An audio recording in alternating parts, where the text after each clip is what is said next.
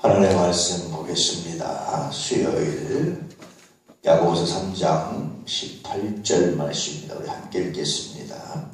화평케 하는 자들은 화평으로 심어 의의 열매를 거두느니라. 아멘. 화평케 한다. 저희가 한번 설교한 것 같은데요. 1세기 당시에 이 말은 황제에게만 쓰인 말입니다.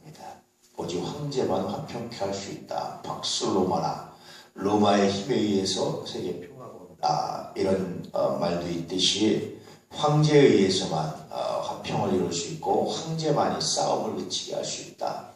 어떤 사람이 싸울 때 그것을 그치게 하는 것은 굉장한 권위입니다. 야, 너희들 그만 싸워. 이제 됐어. 여러분 이렇게 말할 수 있고 이 말이 통한다면 굉장한 권위죠. 예전에는 아이들이 학생들이 이렇게 좀 불량하거나 이럴 때 어른들이 가서 너희들 뭐 하는 거야? 그만해. 그러면 통했죠. 그러니까 어른의 권위입니다. 그런데 요즘에는 어떻게 합니까? 할아버지가 뭔데, 할머니가 뭔데 간섭해요. 그러면서 나서가지고 이제 오히려 해코지를 하고, 그러니까 또 어른들이 무서워서 말 안 하고 그러죠. 권위의 상실입니다. 그러니까 굉장히 권위가 있는 거예요. 근데 어른들한테 왜 그러죠? 예전에는 그 경륜이라든지 연륜이라든지 어른이라는 것 때문에 동의를 해줬지만 지금은 아이들은 뭘 얘기하는 겁니까? 우리한테 이렇게 싸울 근치가 아니고 그만큼 뭐가 있어야 된다, 힘이 있어야 된다라고 말하는 거예요. 근데 만약에 그런 사람들이 아니라 예컨대 뭐 무술 고단자나 이렇게 보이는 사람이 아니면 조폭처럼 보이는 사람이 아니면 경찰처럼 이렇게 이제 어떤 경찰의 권위 개인적인 권위가 아니라 경찰의 힘 이런 걸 가지고 있는 사람이 너희들 뭐 하는 거야? 그럼 아이들이 어떻게 합니까? 그 말을 듣지요. 그래서 이렇게 싸움을 그치게 하는 것은 이런 힘이 있어야 된다는 거예요.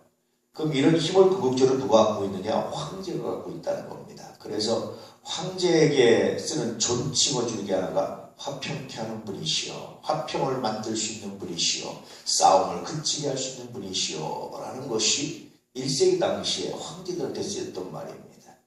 그런데 주님은 이것을 누구한테 얘기했습니까? 그리스도인들한테 말했어요. 그리스도인들은 황제는 군사력이라든지 황제의 권위라든지 황제의 권력, 힘 이런 것들로 화평을 만들고 싸움을 그치겠다는 말이에요. 근데 그리스도인은 도대체 뭐로 화평케 해야 되느냐라는 겁니다. 그리스도인들이 어떻게 황제처럼 이룰 수 있습니까? 라고 말하는 거예요. 그럴 때 주님이 던지는 화두가 뭡니까? 주님이 던지는 말씀이 뭡니까? 우리가 첫째는 하나님의 자녀의 권세가 있다라는 거예요. 그런 거 하나님의 자녀의 권세는 무슨 기적을 행하고 무슨 뭐 은사를 받고 뭘 행하고 하는 게 아니고 말씀에 순종하는 능력입니다. 그 말씀에 순종하는 능력이 그 어떤 군사력보다 그 어떤 힘보다 그 어떤 주기보다 강력한 힘이 될 거라고 말씀하십니다. 물론 그 안에 또 누구의 역사입니까? 하나님의 은혜, 하나님의 역사가 아니면 순종이 불가능하죠. 그래서 순종이라는 것은 사실은 하나님의 말씀, 하나님의 사역을 수용, 하나님의 능력에 대한 인정입니다. 그래서 우리가 순종한다, 말씀에 순종한다라는 것은 그 순간 뭐가 나타납니까? 하나님의 능력이 나타나는 거예요.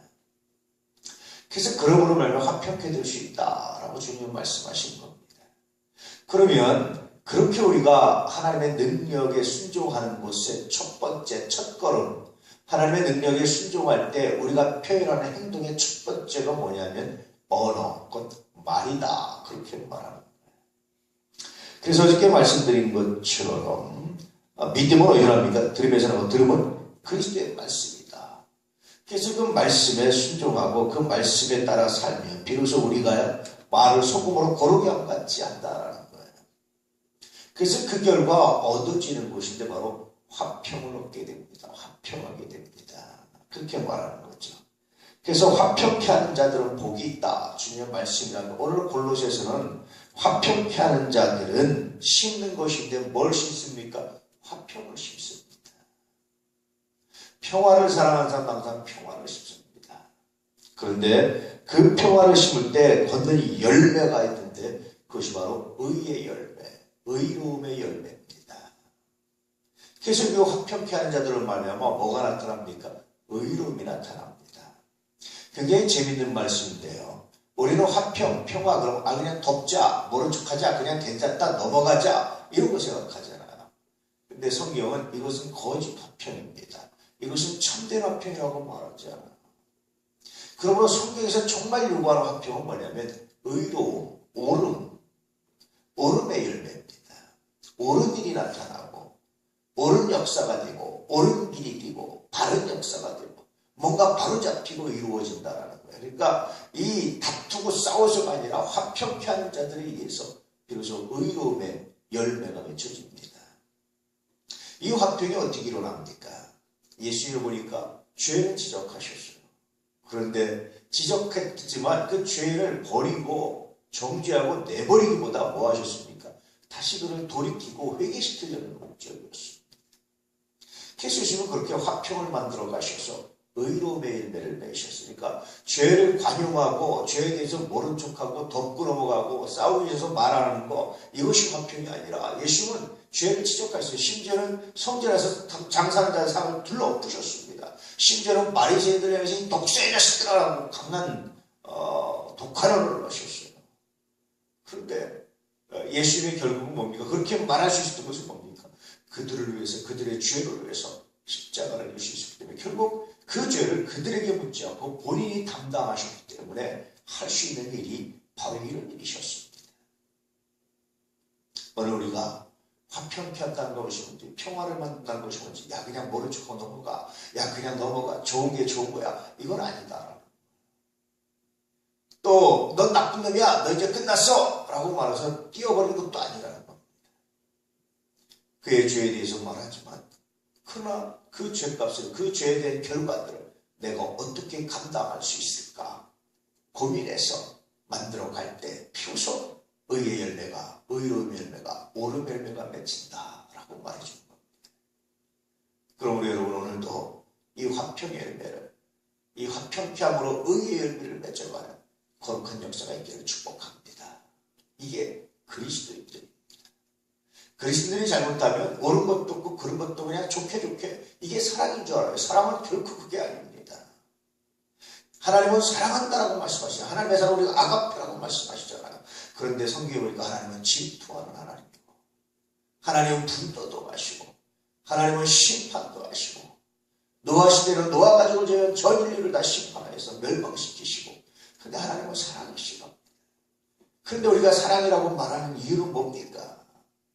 그런데 그 모든 사람들의 죄, 문제, 아픔 이것에서 뭘 내놓으십니까? 독생자를 놓으시는 거예요. 그러니까 불의는 용납하지 않으세요. 근데 도저히 인간들이 불의를 고칠 수 없을 때 불의의 죄값을 누가 치르십니까? 자신이 치릅니다. 이것이 바로 하나님의 사랑입니다. 이것이 의의 열매입니다.